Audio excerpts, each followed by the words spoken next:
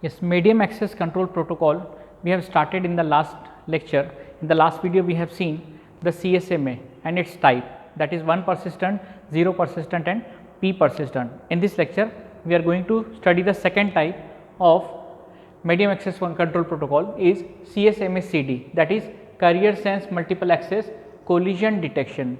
Now what do you mean by collision detection? Collision detection means it detects the collision, means जहाँ भी collision आएगा shared medium में वो उसको detect करेगा. Suppose this is a shared medium,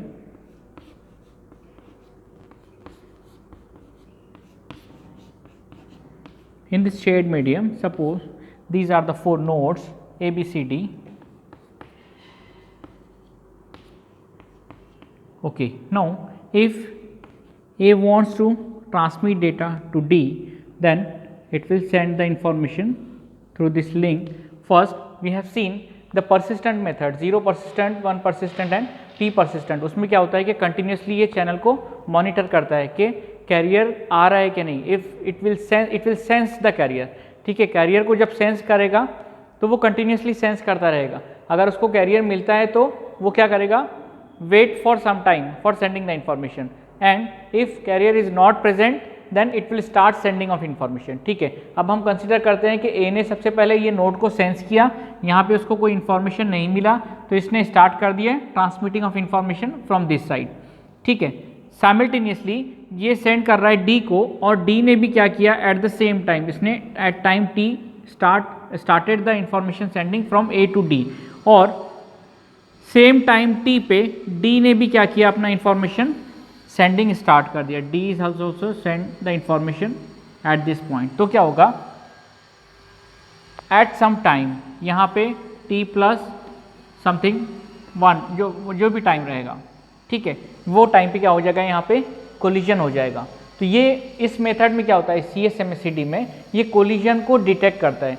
collision को detect करता है मीन्स व्हाट, यहाँ पे कोलिजन होगा तो ये सिग्नल, यहाँ पे एक सिग्नल जनरेट होगा कोलिजन का, वो सिग्नल यहाँ पर भी जाएगा और यहाँ पर भी जाएगा, and A will come to know that my data is collide and D will come to know that my data is collide and it is lost. But the important point in this concept is that कि A को तभी मालूम पड़ेगा कि उसका data loss हुआ है जब वो कंटिन्यूसली डेटा ट्रांसमिट कर रहा है. मीन्स अगर उसने इंफॉर्मेशन सेंड किया है एट टाइम टी, ठीक है, एंड जैसे अगर इसका इंफॉर्मेशन सेंडिंग जब तक ये रियल टाइम रहेगा, ठीक है, जब तक ये कंटिन्यूस रहेगा, और उस टाइम में ही अगर कोलिजन होता है तो उसको ए को पता चलेगा कि कोलिजन हुआ है. अगर ए ने अपना डेटा ट्रांसमिशन कंप्लीट कर दिया और उसके बाद फिर सिग्नल आता है तो उसको समझेगा नहीं कि ये कोलिजन का सिग्नल किसके लिए है, मेरे लिए है क्या, बी के लिए है क्या, सी के लिए है. ठीक है, सेम कंडीशन डी के लिए है, सारे नोड्स के लिए सेम ही कंडीशन है. क्या होगा, सिंपली रियल टाइम में जब तक कि नोड इंफॉर्मेशन को सेंड कर रहा है उसी टाइम में कोलिजन होता है और उसको मिल जाता है, तो क्या हो जाएगा, उसको कोलिजन का डिटेक्शन हो जाएगा कि my data is not correctly sending, it is collide somewhere and I am getting this signal. ठीक है, लेकिन इसका इंफॉर्मेशन कंप्लीटली सेंड हो गया है और फिर कोलिजन का सिग्नल आता है, then the node will not come to know that whether this data is mine और सम अदर्स डेटा, मीन्स किसी और नोड का डेटा है या मेरे नोड का डेटा है, उसको डिटेक्ट नहीं होगा. ठीक है, अभी इसमें क्या होता है, CSMA-CD में there is no acknowledgement. Acknowledgement क्यों नहीं होता है, एक्नॉलेजमेंट इसके लिए नहीं होता कि अगर हम ये मीडियम शेयर्ड मीडियम यूज़ कर रहे हैं, इस शेयर्ड मीडियम के अंदर में अगर हम डेटा भी सेंड करेंगे और उसका एक्नॉलेजमेंट भी रिसीव करेंगे तो क्या हो जाएगा, 50% डेटा हो जाएगा, 50% एक्नॉलेजमेंट हो जाएगा. तो फिर क्या हो गया, ट्रैफिक बहुत बढ़ जाएगा, जो डेटा का ट्रैफिक है वो बहुत ज़्यादा हो जाएगा. मीन्स हमारा यूटिलाइजेशन 50% ही हो रहा है, बाकी जो 50% है उसमें सिर्फ एक्नॉलेजमेंट ही रहेगा. तो CSMA-CD में क्या होता है, हम एक्नॉलेजमेंट नहीं सेंड करते, कोई भी नोड किसी भी नोड को एक्नॉलेजमेंट नहीं सेंड करता है, बट कोलिजन को डिटेक्ट करता है और it will come to know that whether your data is collide और नॉट. और उसके लिए भी एक कंडीशन है कि जब तक आप डेटा सेंड कर रहे हो उसी ड्यूरेशन में आपको सिग्नल आपका कोलाइड होकर मिल जाता है कि मेरा कोलिजन यहाँ पे हुआ है, then it will come to know कि this is my data and it is collide with some other information, so I have to send it to again. ठीक है, जैसे कोई नोड है, सपोज ए एक नोड है and this is a B node, ठीक है। ए ने स्टार्ट किया sending of information and B has started sending of information. अगर इंफॉर्मेशन यहाँ पे कोलाइड होता है तो क्या होगा, ए को जितना टाइम यहाँ आने के लिए लगा उतना ही टाइम यहाँ रिटर्न जाने के लिए लगेगा, ठीक है। ठीक है, जितना time it will travel from this point to this point, the same time will require from traveling from this point to this point, ठीक है। तो हम इससे क्या डिटेक्ट कर सकते हैं, इससे क्या कंक्लूड कर सकते हैं कि जो हमारा ट्रांसमिशन टाइम है, transmission time means what, means suppose मेरा कोई फ्रेम है, ठीक है, उस फ्रेम को मुझको इस चैनल पे अपलोड करने के लिए जितना टाइम लग रहा है that is the transmission time. और फिर जब बिट्स जो है वंस एंड जीरोस के फॉर्म में चैनल में आ जाएंगे, जो हमारे शेयर्ड मीडियम में आ जाएंगे, तो फिर इस पॉइंट से इस पॉइंट में, सोर्स से डेस्टिनेशन में जितना ट्रैवलिंग टाइम हो रहा है that is nothing but the propagation delay, ठीक है।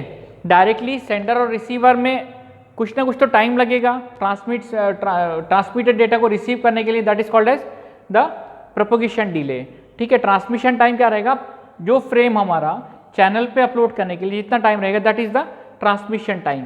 तो अभी हमको इस पॉइंट से ये कंक्लूड कर सकते हैं कि जो ट्रांसमिशन टाइम है वो ग्रेटर देन होना चाहिए प्रोपोगेशन डिले से, ठीक है। क्यों ग्रेटर होना चाहिए, क्योंकि अगर ये ग्रेटर नहीं होता है, अगर ये ग्रेटर नहीं होता है तो जब तक ये इन्फॉर्मेशन रिटर्न ए पे जाएगा तब तक के तो ये कंप्लीट कर देगा अपना information sending and A will not come to know that this is my information, और मेरा इन्फॉर्मेशन कोलाइड हुआ है ये ए को नहीं पता चलेगा, ठीक है। एक और कंडीशन है, सपोज ए ने इन्फॉर्मेशन को सेंड किया, ठीक है, बी ने उसको रिसीव किया, ठीक है। इन दोनों के बीच में सपोज 30 मिनट्स का ड्यूरेशन है, ठीक है। 30 मिनट्स में time t is equals to, अगर इसने स्टार्ट किया सपोज 1 AM पे, 1 PM पे स्टार्ट किया ए ने सेंडिंग ऑफ इंफॉर्मेशन, ठीक है, एंड ये इंफॉर्मेशन सेंड हो रहा है और ये इंफॉर्मेशन बी पे आने के से पहले सपोज यहाँ तक ये इन्फॉर्मेशन आ गया है और वर्स्ट केस में यहाँ पे बी ने भी स्टार्ट कर दिया सेंडिंग ऑफ इन्फॉर्मेशन, तो यहाँ पे क्या हो जाएगा, कोलिजन हो जाएगा।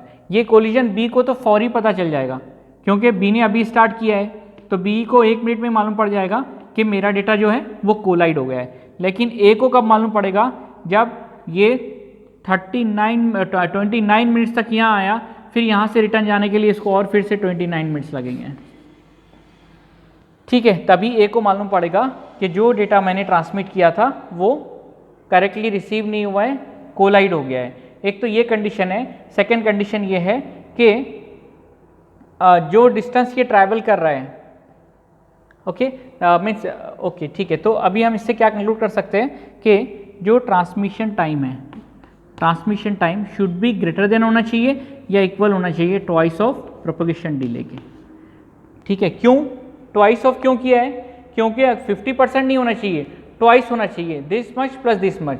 अगर ट्वाइस रहेगा प्रोपोगेशन डिले के, ठीक है, प्रोपोगेशन डिले मीन्स क्या है, time required to travel into from source to destination and it must be twice of transmission time. अगर ट्रांसमिशन टाइम ग्रेटर होता है ट्वाइस ऑफ प्रोपोगेशन डिले के, तो यहाँ पे चांसेस ऑफ कोलिजन अवॉइड हो जाएंगे, ओके, ठीक है। Is it clear. और ये ट्रांसमिशन टाइम क्या होता है, transmission time we know it is nothing but the number of message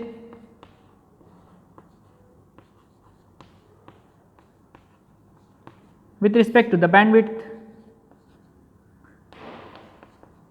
ठीक है, is greater than equals to twice of propagation delay, ठीक है। तो हम ऐसे भी डिफाइन कर सकते हैं कि जो नंबर ऑफ मैसेजेस है, not number of message, it is the length of message, length of message, okay. So we can rewrite it as length of messages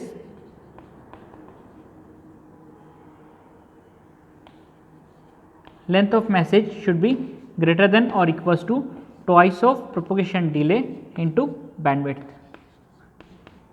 ठीक है। ये इंपॉर्टेंट रिलेशन है।